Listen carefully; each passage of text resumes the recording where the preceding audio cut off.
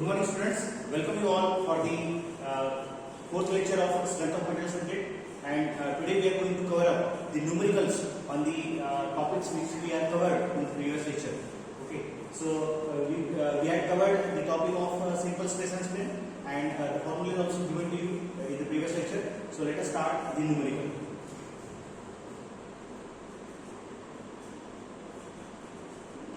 See, first of all we are going to read the numerical. A steel rod 25 mm diameter, means diameter is given. So small d is equal to 25 mm. 20 mm diameter and 2 meter long. Length is how much? Length is 2 meter. Length is 2 meter. Is subjected to an axial pull of 45 kN. Means force is given, that is P is given. P is how much? P is 45 kN. P is how much? 45 kN. Find intensity of stress, strain and elongation. And capital E is equal to 2 into 10⁵ Newton per mm square. So this is your capital E. Capital E is also given 2 into 10⁵ Newton per mm square. Remember, whenever you are going to solve any numerical, first of all you have to write down the given data and then you have to solve the numerical. Okay. So this is your given data. Then you have to write down what we have to find here. What we are going to find? Find intensity of stress. Intensity of stress is what? You have to find out the value of sigma. Then you have to find out strain. Strain means you have to find out the value of small e. You have to find out the value of small e. Then third point is elongation. Elongation means what? Elongation means delta L. Elongation means delta L. A steel rod 25 mm diameter 2 meter long is subjected to an axial pull of 45 kN. Actually, in this numerical, there is no need to draw the diagram, but we can draw the diagram for understanding purpose. Okay. So, solution.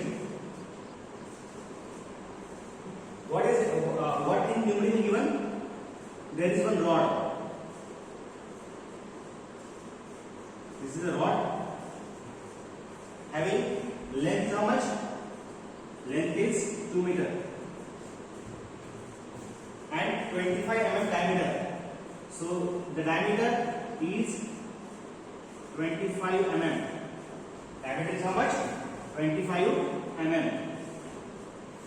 And subjected to an axial pull of 45 kN. Pull of axial pull of 45 kN means on both the side 45 kN force is applied. On both the side 45 kN force is applied. Now you have to solve this numerical and find out these values. Okay. So numerical is very simple and it's the first numerical. So point number 1, what we are going to find? Stress. What is the formula for stress? Sigma is equal to force upon area. Sigma is equal to what? Force upon area.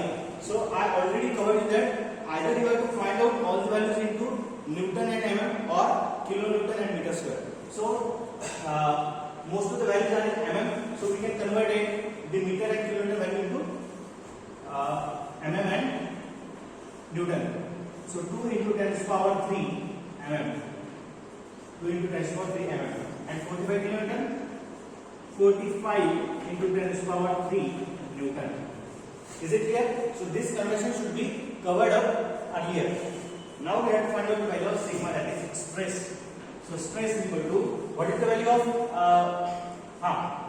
another one value, one thing is you have to find out the area also. So what is the formula for area? First of all we are writing the value of P. P is how much? 45 kN, that is 45 into 10 to the power 3 divided by area. What is the diameter of area? अगर एक circular rod है उसका area कैसे निकालोगे? Simple, pi by 4 into diameter square, that is 25 square. Pi by 4 d square. Area of circle is what? Pi by 4 d square. क्योंकि force कहाँ पे apply हुआ है? वो सर्कल पे अप्लाई हुआ है ना? रॉड पे अप्लाई हुआ है, सर्कल पे अप्लाई हुआ है. ठीक है? ये जो है ना, ये दिख रहा है ना आपको? This is the circular bar, 25 mm diameter. So इसलिए pi by 4 d square. So you will get the value of sigma, and the value of sigma is comes to be 91.71. After the calculation, you have to solve that thing in your calci and you have to find out the value 91.71 Newton per mm square. Force किसमें है? Newton में। किसमें ये force? This force is in newton and area is in mm square. That's why our unit is Newton per mm square. So this is the value of sigma. Now we can find out the value of E. अब हमें E find out करना है, ठीक है? हमें क्या find out करना है? E, that is strain. हमें strain फाइंड आउट करना है E. तो strain के लिए कोई फॉर्मूला है? आपने कैपिटल E के लिए फॉर्मूला देखा था यंग्स मॉडुलस के लिए. Young's modulus is nothing but what? Stress upon strain. Young's modulus is nothing but stress upon strain. तो यंग्स मॉडुलस जो है कैपिटल E वो दिया है that is 2 into 10 to the 5 and sigma जो है वो हमने ऑलरेडी फाइंड आउट किया है, that is 91.71. So you can find out the value of strain. Is it clear? So therefore the value of small e ये हम यहाँ पे लेके जाएंगे तो राइट हैंड साइड में जो डिनोमिनेटर है वो न्यूमरेटर में आ जाएगा, न्यूमरेटर की वैल्यू है वो डिनोमिनेटर में चली जाएगी. तो फार्मूला क्या बनेगा? Sigma upon capital. तो सिग्मा कितना है? 91.71 Newton per mm square divided by what is the value of capital E? 2 into 10 to the power 5. 2 into 10 to the power 5. Actually ये कैपिटल E की वैल्यू है, that value is for this steel material. ठीक है, अभी यहाँ पे आपको दी है किसी न्यूमेरिकल में ये वैल्यू नहीं दी गई, then you have to consider that value is 2 into 10 to the power 5 if it is mention that material is a steel material. ठीक है, तो स्टील मटेरियल की कांस्टेंट वैल्यू है, हम हमेशा यही वैल्यू लेते हैं निकालते समय. So capital small e, the value of small e will become 4.585 into 10 to the power minus 4. 4.585 into 10 to the power minus 4. अब आप मुझे बताओ इसका कोई यूनिट रहेगा? No. Why? Because what is the value of stress? What is the unit of stress? क्या है stress का यूनिट? क्या है? Newton per mm square. Is it clear? What is the unit of Young's modulus? Newton per mm square. So the strain doesn't any unit. Then point number 3, that is delta L. You have to find out the value of delta L. Delta L means क्या होता है? This is nothing but elongation और change in length. अब elongation क्यों बोला है? क्योंकि यहाँ पे कोई फोर्स अप्लाई हुआ है, इसलिए हम elongation कहते हैं. So what is the formula for delta L? E के लिए फॉर्मूला हमने देखा था, E is equal to delta L by L. Strain is equal to change in length upon original length. तो डेल्टा L क्या हो जाएगा? E into L. डेल्टा क्या हो जाएगा? E into L. तो E कितना है? 4.585 into 10 to the power minus 4. And length कितनी है? Length is 2 into 10 to the power 3. 2 into 10 to the power 3 mm. ठीक है, तो what is the value of delta L? After finding you will get 0.91 mm. 0.91 mm. 0.91 mm. So like that you can solve this numerical. For homework purposes, I provide you with 2 to 3 numericals in the your notes. Okay, in your notes you have to solve again 2 numericals of that particular type. ठीक है, ये मैंने एक solve करके दिखाया, 2 numerical आपको घर पे सॉल्व करने हैं. Okay, so I hope you understand.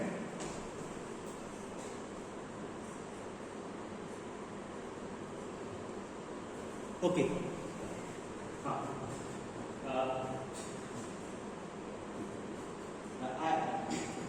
actually I had given 3 to 4 problems numericals for the homework because these numericals are very simple. Only put the value and get the answer. Formulas are given to you, just you have to use that formula and just you have to put the value in that particular formulas. Okay, we already covered those formulas, so one numerical we had taken on that. Now we will look toward the bar of varying cross section. See, in this particular unit number 1, there are variety of numericals. That's why there is no need to take lots of simple numericals in this lecture. If you want that particular answers of this numerical, I will provide you. But these numericals are simple earlier, and now we will see this bar of varying cross section. Okay, bar of varying cross section, and what the things which has happened in that bar of fine oscillation. So here we have to find out what is the total stress developed in the material and what is the total elongation developed in the material when this type of loading occurs in the member. Okay, so in this, suppose if I want to find out the stress in part 1, stress in part 1, stress in part 1, this is first part, this is second part, and this is third part. Okay, because the diameters or we can say the cross sectional area of each particular area is different. That's why.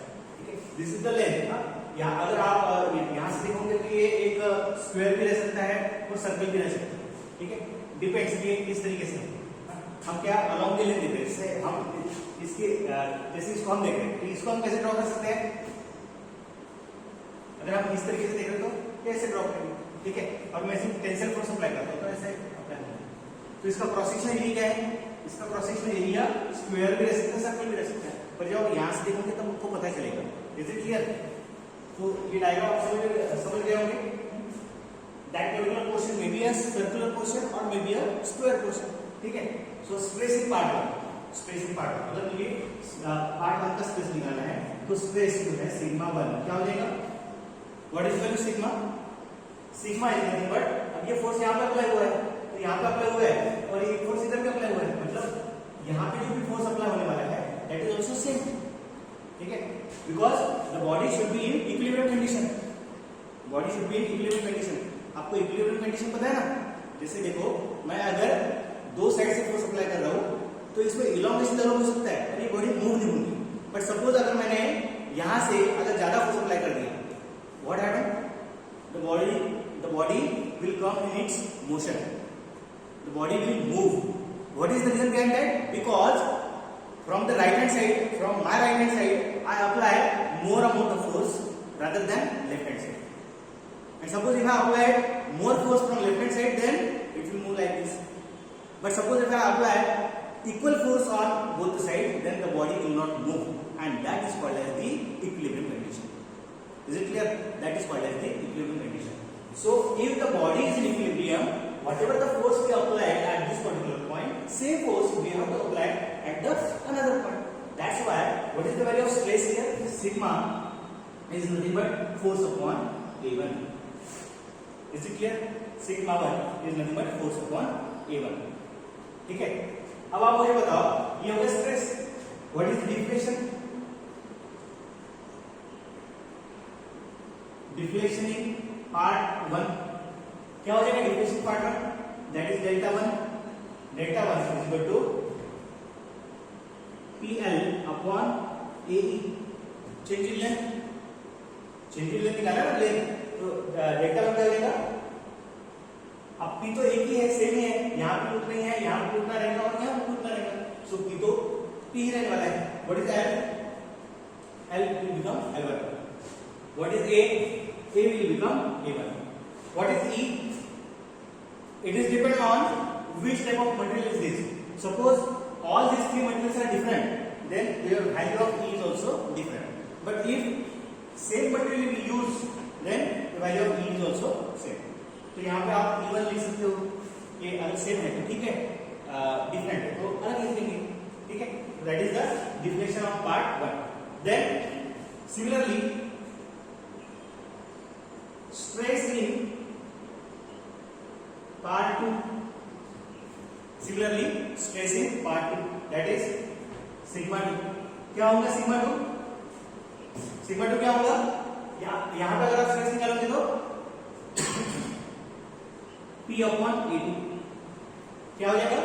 P upon A2, force upon area. मतलब आपका stress कम हो गया क्योंकि आपका area बढ़ गया. Force उतना ही है बट आपका एरिया अगर बढ़ गया तो आपका स्ट्रेस कम हो जाएगा. ठीक है, then deflection in part 2.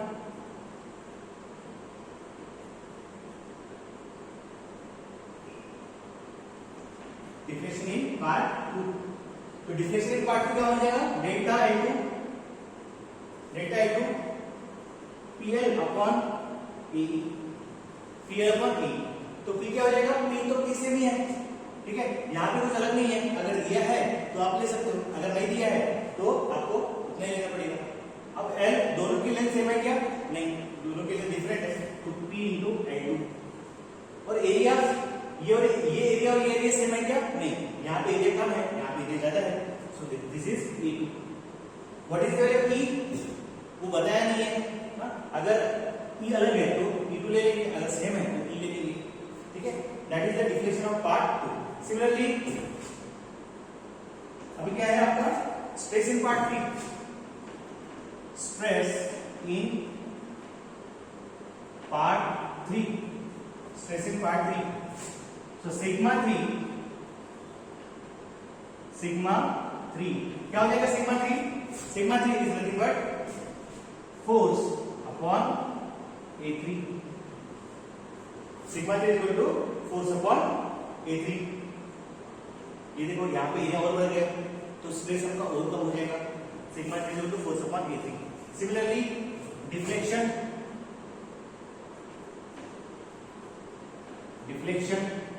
In part 3 delta L3 क्या हो जाएगा? Delta L3 PL upon E, PL P into L upon AE। तो P तो उतना ही है, P चेंज होगा, लेंथ चेंज हो जाएगी, दैट इज L3। एरिया भी चेंज है A3। और E भी अलग हो सकता है, सेम भी हो सकता है, अगर सेम है तो डायरेक्ट E लिखेंगे, अगर अलग है तो E3 लिखेंगे। Is it clear? So this is the deflection of part 3। Means your deflection is depend on the area also. How much area is that? As the area increases, your deflection decreases. As the area decreases, your deflection increases. Because formula is what? PL upon AE. Area is at the denominator. As the diameter increases, area increases, your value of deflection decreases. Is it clear? So what will be the total deflection? Total deflection of member, और उससे बार भी ले सकते हो, total deflection of member और बार, ठीक है। एक तो टोटल डिफ्लेक्शन ऑफ मेंबर कह सकते हो या बार कह सकते हो। So total deflection that is delta L is equal to delta L1 plus delta L2 plus delta L3। Delta L1 plus delta L2 plus delta L3। You have to use this equation and you have to solve the numericals on that, ठीक है। तो ये हमने एक numerical देखा, एक derivation देखा कि how we can find out the deflection of this particular member और path। Is it clear? अब इसके ऊपर एक न्यूमेरिकल है, न्यूमेरिकल की वैल्यू मैं आपको बता देता हूँ कि जैसे लेट अस से, अब ये न्यूमेरिकल आपको होमवर्क के लिए मैं देता हूँ, ये आपको घर पे सॉल्व करना है। अपन मतलब हम जो है यहाँ पे न्यूमेरिकल लेने वाले हैं वो थोड़ा सा डिफिकल्ट वाला न्यूमेरिकल लेंगे, मतलब ज्यादा डिफिकल्ट कुछ नहीं है, ठीक है। सिर्फ मतलब वैल्यूज की ये रहती है चीज, ठीक है। फिर जैसे देखिए यहाँ पे है 40 किलोमीटर का रूट, ठीक है। हाँ, वन थिंग इज दैट मैं आपको नोट्स पूरा देने वाला हूँ, वीडियो आप देखने के बाद आप नोट्स डाउनलोड करो, नोट्स में हर एक न्यूमेरिकल सॉल्व किया हुआ है, ठीक है, वो आपको लिखना है। बट आई रिकमेंड दैट कि आप जो न्यूमेरिकल जो होमवर्क के लिए दिया रहता है उसे आपको उसे जो है वो पहले आप सॉल्व करो, ठीक है, फिर उसके बाद आप वो न्यूमेरिकल देख सकते हो, ठीक है। हाँ, तो 40 किलोमीटर का लोड यहाँ पर अप्लाई किया है, सेम 40 किलोमीटर का लोड यहाँ पर अप्लाई किया है। डायमीटर जो है वो 20, 40 एंड 50, ये 25, ये 45 and this is 55. Find it is what? Find it is diameter of the rod, ठीक है। तो ये 20 mm का रॉड है, ये 40 mm का रॉड है, ये 50 mm का रॉड है। What is length? 200, 250, 220, 200 mm, 250 mm, 220 mm, 200, 250 and 220 mm। तो ये है आपके length of the member. Just you have to put the value in that equations and you have to find out the stresses and the deflection of the member. अब area जो है वो area हो जाएगा pi by 4 into diameter square, that is 20 square हो जाएगा. Is it clear? Like this you can find out all this value and find out the answer of deflection. अब ये न्यूमेरिकल यहाँ पे लेके तो कोई मतलब नहीं है, ठीक है. और इतना सिंपल न्यूमेरिकल पूछा जाता है एग्जाम में, बट अगर समझो कभी नहीं पूछा गया तो कोई मीनिंग नहीं है. You should understand what will be the formula. Simple numerical है, ठीक है. So now we will move toward the next numerical. Yes, okay.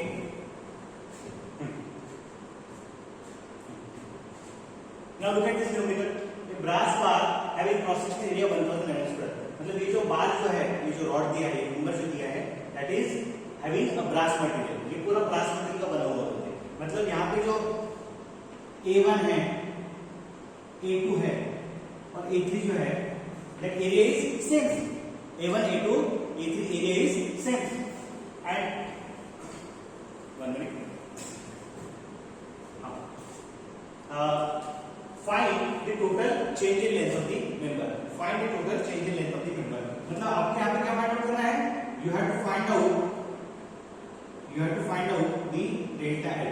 Total change in length of the member. अब delta L अगर find out करना है, तो what is the formula for delta L? What is the formula for delta L? Delta L1 plus delta L2 plus delta L3. Delta L1 plus delta L2 plus delta L3. ठीक है, ये आपको find out करना है. तो अब ये कैसे फाइंड आउट करेंगे? अब यहाँ पे देखो कि अगर आप फोर्सेस की तरफ देखोगे तो पहले सिर्फ दो ही फोर्सेस थे, इधर भी था इधर भी था. फिर बाद में न्यूमेरिकल में इधर 40 किलोमीटर था इधर 40 किलोमीटर था. अब चेंज हो गए. पर कुछ भी हो जाए, ठीक है, उसकी जो समीशन रहेगी लेफ्ट हैंड साइड में जाने वाले फोर्सेस और राइट हैंड साइड में जाने वाले फोर्सेस वो सेम रहेंगे. देखो आप लेफ्ट हैंड साइड में जाने वाले जो फोर्सेस है वो देखो कितने हैं, 50 किलोमीटर, 20 किलोमीटर है, बस 50 किलोमीटर है, 20 kilometre. Is there any mistake? हाँ, yes. Let's make it correction. This is 10 kilometre compression. हाँ, तो देखो अभी 50 किलोमीटर, 20 किलोमीटर एंड 10 किलोमीटर कितना होता है? 50, 20, 70 और 10, 80. And this is 80 kilometre. मतलब टुवर्ड्स लेफ्ट जो है वो 80 किलोमीटर का फोर्सेस है, टुवर्ड्स राइट जो है वो भी 80 किलोमीटर के फोर्सेस है. अब ये न्यूमेरिकल कैसे सॉल्व करना? सिंपल सी ट्रिक है, मैं आपको बताता हूं. देखो, first of all you have to give the names for the particular members. जैसे यहां पे ए दे देता हूं मैं, A B C and D. Is it clear? A B C and D. ठीक है, तो first of all we can find out deflection of part 1. Deflection of part 1. अब ये पार्ट 1 जो है ये हम लेंगे, ये डायग्राम आपको निकालना पड़ेगा ना हमेशा. डिफ्लेक्शन ऑफ पार्ट 1, यहां पे कितना किलोमीटर फोर्स है, ठीक है. लेफ्ट हैंड साइड का सबसे पहले फोर्स लिख लेना 50 किलोमीटर. तो सिमिलरली बी साइड पे कितना फोर्स रहेगा? सेम. अगर सेम नहीं है तो बॉडी मूव होगी और मूव तो होने वाली नहीं है बॉडी, ठीक है. तो यहां पे फोर्स कितना होगा? 50 किलोमीटर. Is it clear? कितना है फोर्स? 50 किलोमीटर. लेंथ कितना है? 600 mm. Now what is the formula for deflection? Delta L1 PL upon E. P कितना है? 50 into 10⁻³ mm में लेना है सारी चीजें. P into L. L क्या है? 600. Delta is equal to PL upon E है ना. ये है फार्मूला, आपको पता है ना डेल्टा L क्या है? फार्मूला डेल्टा L का PL1 upon A1 into E. अब इसे मैं E1 नहीं लिखा, ठीक है. तो P लिख दिया आपने, L लिख दिया, लेंथ, एरिया क्या है? 1000 which is same for all. और E कितना है? 1.05 into 10⁻⁵. 1.05 into 10⁻⁵. That is delta L1. Is it clear? So PL upon E लिख दिया. Then after calculating, if we calculate it, then we will get the value equal to 0.2857. 0.2857. अब आप मुझे बताओ ये कॉन्ट्रैक्शन है या इलोंगेशन है? ऑफ कोर्स ये इलोंगेशन है क्योंकि टेंशन फोर्स है, ठीक है. तो यहां पे हम लिख लेंगे इलोंगेशन. ठीक है। अगर इलॉन्गेशन है तो प्लस लिखेंगे और कॉन्ट्रैक्शन को माइनस लिखेंगे आखिरी इसमें, ये जो delta L plus delta two plus delta L, ठीक है, delta L. Now deflection of part 2, deflection of part 2, ये सबसे इंपॉर्टेंट है, ठीक है, ये न्यूमेरिकल में ये सबसे इंपॉर्टेंट पार्ट है। अब फर्स्ट हो गया, अब सेकंड पार्ट देखो, ध्यान दो, please concentrate. This is B point, this C point, ठीक है। अब मुझे फोर्स लिखना है। फोर्स लिखते समय यहां पे एक लाइन ड्रॉ करनी है, बी और सी में लिख रहे हैं ना, यहां पे एक लाइन ड्रॉ करनी है। लेफ्ट हैंड साइड में जितने भी फोर्सेस है उसका समेशन करो, ठीक है। ये जा रहा है 50 किलोमीटर ये साइड में, 50 किलोमीटर ये साइड में, और इधर ये दूसरा फोर्स है ये साइड में, right hand side, towards right hand side, that is 80 kilometre. अब आप मुझे बताओ, कोई इधर से 50 किलोमीटर फोर्स अप्लाई कर रहा है, कोई इधर से 80 किलोमीटर फोर्स अप्लाई कर रहा है, तो कितना फोर्स बचेगा, उसका रिजल्टेंट क्या होगा, 30 किलोमीटर इन दिस डायरेक्शन। अब ये तो समझ में आ रहा है ना, कोई अगर एक रोप है, रस्सी है, जो यहां से 50 किलोमीटर फोर्स से खींच रही है और कोई यहां से 80 किलोमीटर से फोर्स खींच रही है, तो 30 किलोमीटर के फोर्स से आगे जाने वाली है। मतलब क्या है कि यहाँ पे जो फोर्स डेवलप हुआ है इज इन दिस डायरेक्शन, ठीक है। कितना है वो, 30 किलोमीटर, कितना है वो 30 किलोमीटर। और वैसे भी देखो यहाँ पे आपने ये 80 में से 50 किलोमीटर का फोर्स यूज किया है, तो बचा कितना, 30 किलोमीटर। पर वो आप मत करो, सिंपल सी बात है, यहाँ पे एक लाइन ड्रॉ करना और लेफ्ट हैंड साइड की फोर्सेस देख लेना। एक है 80 किलोमीटर इधर, 50 किलोमीटर इधर, तो बचा है 30 किलोमीटर, तो 30 किलोमीटर मैंने यहाँ पे लिख दिया। सिमिलरली मैं यहाँ पे भी कितना फोर्स लिखूंगा, 30 kilometre. Why, because the body is in equilibrium condition. नहीं, अगर आपको ऐसा लगता है कि कुछ गलत दूसरा फोर्स तो नहीं हो सकता, तो आप निकल के देखो, ठीक है। ये लाइन है, लाइन के राइट हैंड साइड में देखो कितना फोर्स है, 20 kilometre towards left, 10 kilometre towards left, 20 plus 10 कितना रहेगा, 20 एंड 10, मतलब हो जाएगा ये साइड में 30 किलोमीटर। Is it clear? तो यहाँ पे कितना आया, 30 किलोमीटर। समझ में आ रहा है? यही जो पार्ट है, यही पार्ट इसमें इंपॉर्टेंट है। यहाँ पे सेक्शन लाइन ड्रॉ करो, लेफ्ट हैंड साइड की फोर्सेस का एडिशन करके यहाँ पे लिख दो, राइट हैंड साइड की फोर्सेस का एडिशन करके यहाँ पे लिख दो। आप बोलेंगे सर यहाँ पे तो 50 माइनस 80 माइनस 50 क्या, अरे भाई डायरेक्शन अलग है ना, यहाँ पे डायरेक्शन अलग है, इसलिए मैंने उसका 80 माइनस 50 किया और 30 लिख दिया। यहाँ पे डायरेक्शन सेम है, इसलिए मैंने एडिशन किया, दैट इज 30 किलोमीटर। सिंपल बात है, ठीक है। Now what is definition, delta L2, हाँ लेंथ भी लिख लेते हैं, लेंथ कितना है 1000 mm। हाँ तो डेल्टा L क्या रहेगा, PL/E, P कितना है 30 इंटू 10⁻3, लेंथ कितना है 1000, एरिया कितना है, एरिया भी 1000 और E कितना है 1.05 into 10⁵। So therefore delta L2 वो कितना आ जाएगा, डेल्टा L2 विल बिकम 0.285, से भी आए 0.2857 mm। अब आप मुझे बताओ,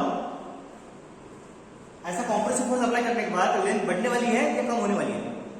ऑफ कोर्स कम होने वाली है। So this is your contraction, this is your contraction, length आपकी कम हुई है, ठीक है। Then deflection of part 3, deflection of part 3। अभी third part,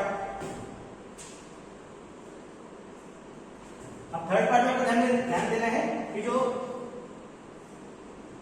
right hand side का पोर्शन है, यहाँ पे 10 किलोमीटर का फोर्स अप्लाई हुआ है, वो अप्लाई कर दो 10 किलोमीटर।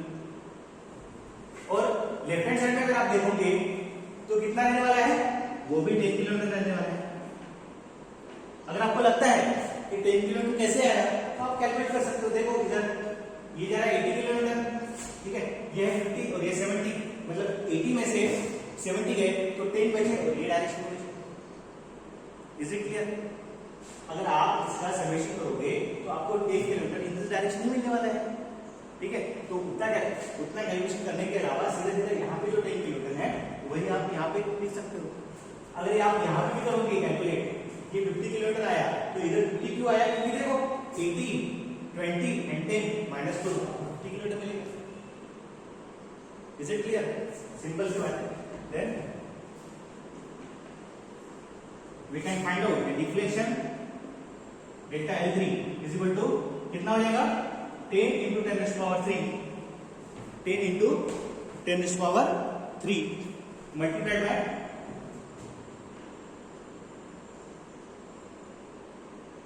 लेंथ कितना है, length 1200, area 1000 and E 1.05 into 10 raised to power 5. So value of delta L3 will become, कितनी है वैल्यू ऑफ डेल्टा L3? अगर आप कैलकुलेट करोगे कैसे से, you will get value of 0.1143,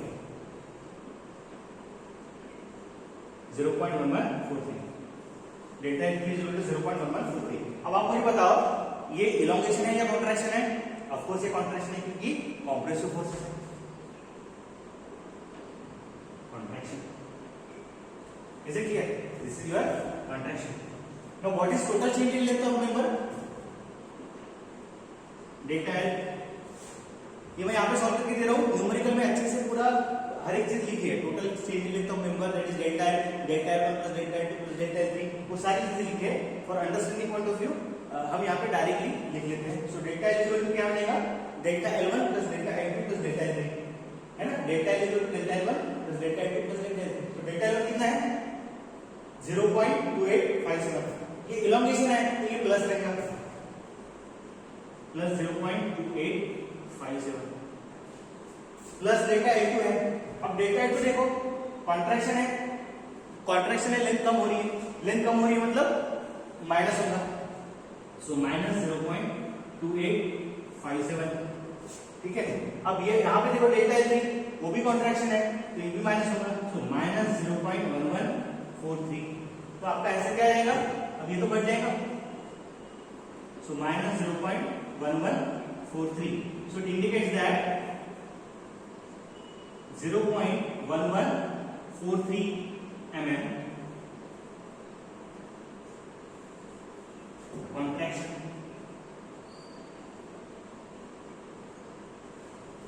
Contraction 0.1143 mm contraction. So what it indicates that your length of member,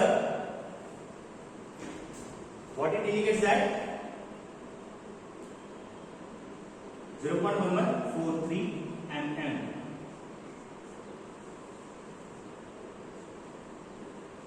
contraction. It indicates that when maximum amount of forces are applied on the structure on that member, your length of the member is decreases by 0.1143 mm. Is it clear? So that type of also numerical we had studied now. Okay. So you have to join the difficulty session, today's difficulty session, and important thing is you have to solve the numericals, the homework problems which is given to you, and that is very important. If you practice for this particular numericals, then you should able to solve these numericals. Is it clear? So I hope you understand, and please join the difficulty session, which is very, very important. Okay, for those points you didn't understand, so you can ask in the difficulty session also. Thank you very much.